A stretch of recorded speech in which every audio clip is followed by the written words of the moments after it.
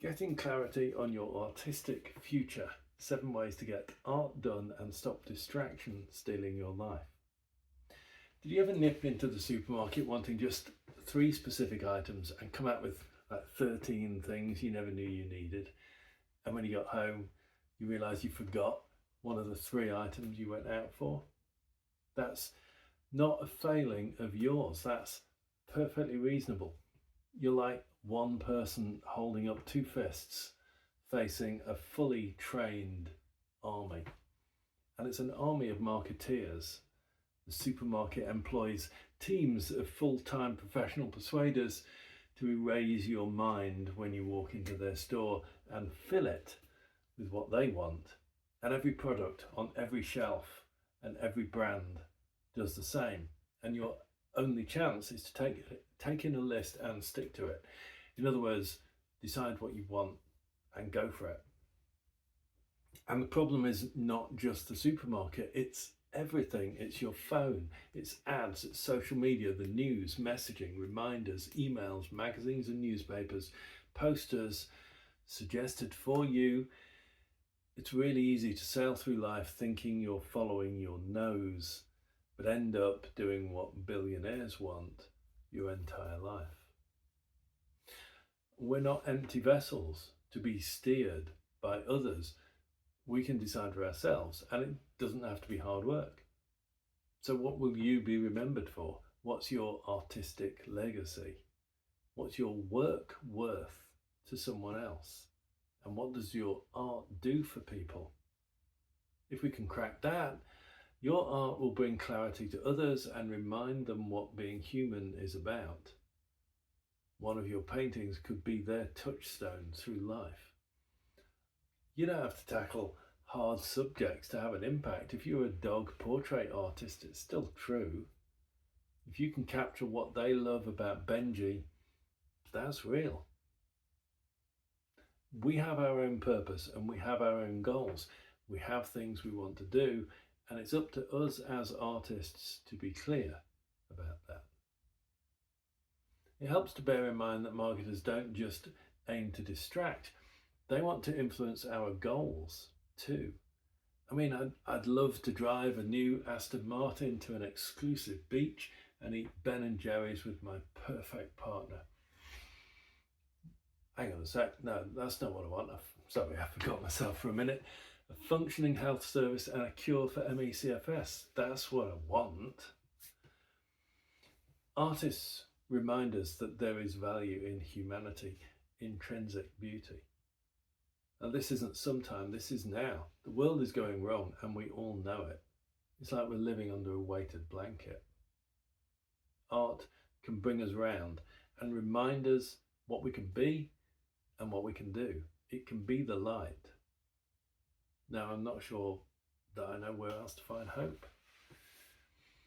We have a responsibility to society.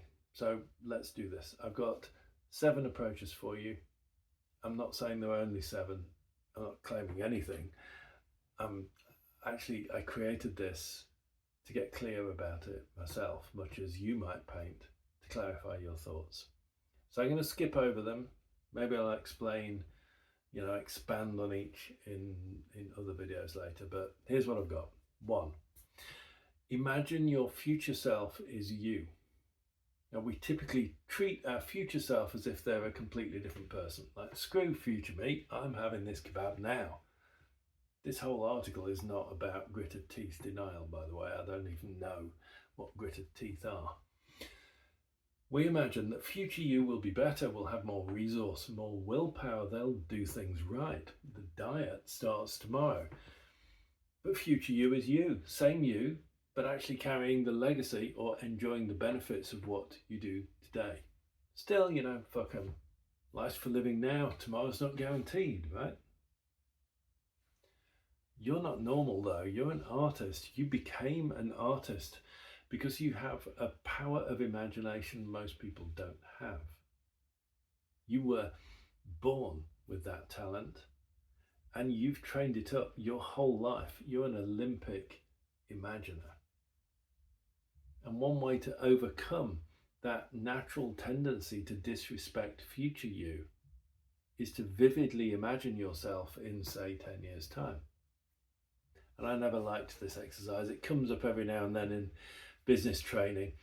And a clear beginning is, what car do you want to drive? Where do you want to live? What clothes will you wear? It's all consumer stuff. I don't want a car at all.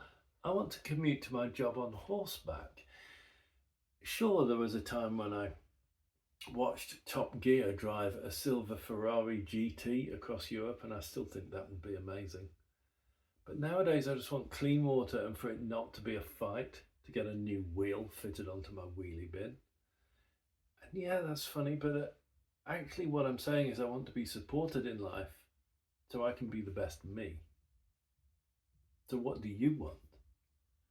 To be respected? To be able to spend time in your artist studio without interruption?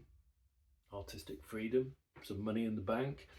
Maybe you want to live somewhere safe and nice and inspiring. Have some friends. So deploy your amazing powers of imagination and bring future you to life. Then carry future you with you. Keep them alive like a Tamagotchi. Ask their advice. 2, discover your core values and let them guide you. Now this is something I spent a lot of time on. Tony Robbins started it. We call him Tony Bobbins in our house because it's funny. We are all guided by our values. Every decision we make is in pursuit of, for example, fun or excitement or order. And Robbins's insight was that there's a hierarchy to that. Some values are more important to us than others, which means there's one at the top. So what is that for you? What is your most important value? And if you think of yourself as living for instance, adrenaline, you'll do adrenaline things and you'll like adrenaline people and they will like you. And they will like you. There it is. How to sell your art. But we're not there yet. We're getting clarity and purpose. But know now that clear you, purposeful you will be more attractive. That's at the dead center of your art marketing strategy. Keep that thought with you always. 3, the power of goal setting from 10 years to today. What needs to happen for you to end up as the future you imagined vividly into existence just earlier on? Break that down and say, okay, if I need to be there, I need to be here in 3 years, and to get to where I want to be in 3 years, I need to be here in a year, and so I need to do this month, and then that this week, and this today. And it makes your big goal achievable and bite-sized. Plus, every time you think about your big goal, it reinforces it. Some quick advice about your to-do list: start everything with a verb and make it doable. Learn to sing, isn't really doable. Ask Facebook friends for recommendations for a singing tutor is. 4, meditation for artists, not stillness. I used to think that meditation is about achieving mental peace, but I recently read a sentence that kind of spun me around and got me started. Now, nowadays I meditate for 10 minutes after breakfast every day. I've got a rant for you. My partner discovered she's gluten intolerant a few years ago, and one day we decided to try the cafe at a Buddhist retreat. And after an hour's drive on a hot day, we wandered in, asked about gluten-free food, and the lass smiled beautifully and apologised. The lady who bakes the gluten-free food didn't deliver today, but hey, happy, everything's cool. We're Buddhists, everything for a reason.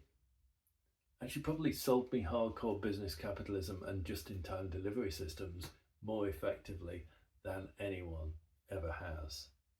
My partner also has dysautonomia, and she was flagging.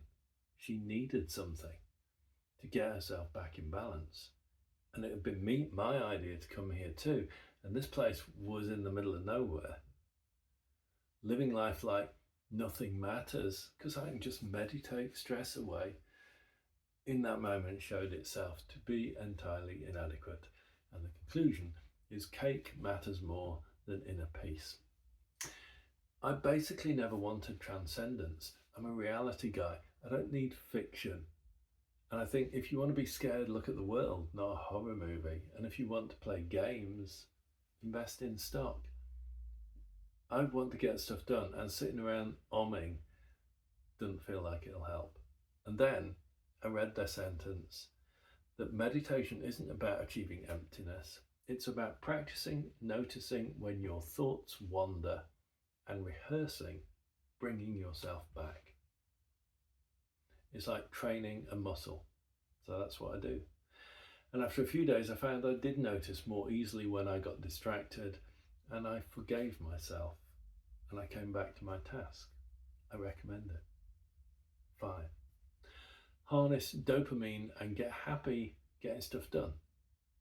Dopamine is the chemical that perks you up when you see an easily achievable goal. That's why we get distracted, but let's use our existing brain chemistry for good. And guess what just happened to me? When I wrote this, I thought of my emails as an example of distraction and just had to go and check them. So part of the solution to getting distracted is what we did in point 3 above, when we break our 10-year goal down and down and down until it's an achievable goal today. See what we did? We turned our big, scary, never going to happen long-term goal into something our brain can turn us on to now. I mentioned at this point about ADHD. I'm not an expert, but as I understand it, most people find completing tasks pleasurable. But some people are wired for solving problems. Once the problem is solved, actually doing it holds no pleasure. The interest in the task is gone, hence lots of interesting projects, none of them completed. If that's you, maybe your tasks need to be phrased as problems to solve to get your dopamine hit. 6, digital detox, creating space for artistic flow. We talked about distractions earlier, but here's where we watch for what distracts you and turn it off if that's an option. And essential for me, especially working with international clients, is to set a sleep time on my phone so that Do Not Disturb is on from say 10 p.m. until 8 a.m. Unsubscribe to mailing lists you're no longer interested in. Remove yourself from Facebook groups. Work out why your phone beeps at you and switch all that off.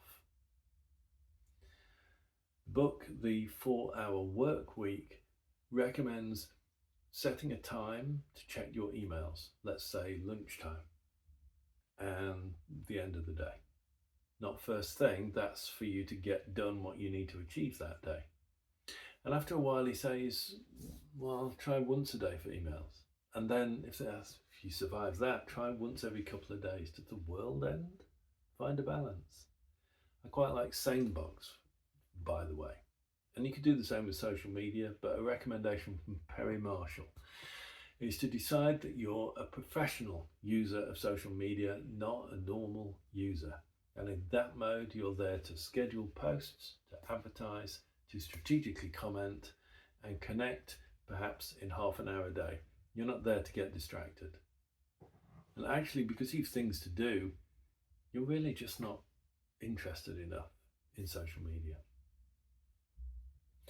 The key thing, at least, is to protect your flow time.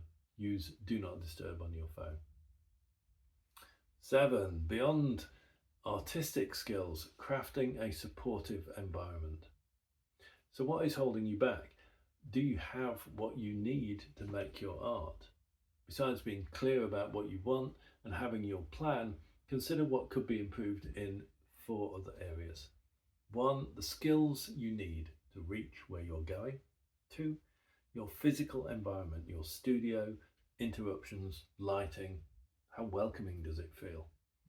3, do you have supportive people around you? And 4, your mental environment. What's your inner voice telling you, and how can we improve that? Evaluating and designing changes to your environment can improve your well-being, productivity, and the quality of your work. In conclusion, taking control of your destiny isn't just important for your individual fulfillment. Our head is the main battleground as powerful interests seek to turn us against each other because it benefits them. So when you get clear about what you want and go for it, you're contributing to a world enriched by creativity. These 7 techniques can help you cut through the noise, rediscover your focus, and create a life aligned with your purpose and your passion. It's time to reinvent yourself, take control, and embark on a purpose-driven artistic journey. Now, I help artists sell their work through coaching and training. I'd like every artist to sell their work, their art, their own way, congruent with their beliefs, strengths, and intended buyer. My best training at the moment is called Transform, which aims to help you work out what to say to sell your art. Sounds simple, but it really isn't. If we can work that out together and plug it into a sales marketing method, you're good. And there's a link. There'll be a link somewhere. I'll put a link somewhere. All right, that's everything. Sell your art. Stay safe and sell art.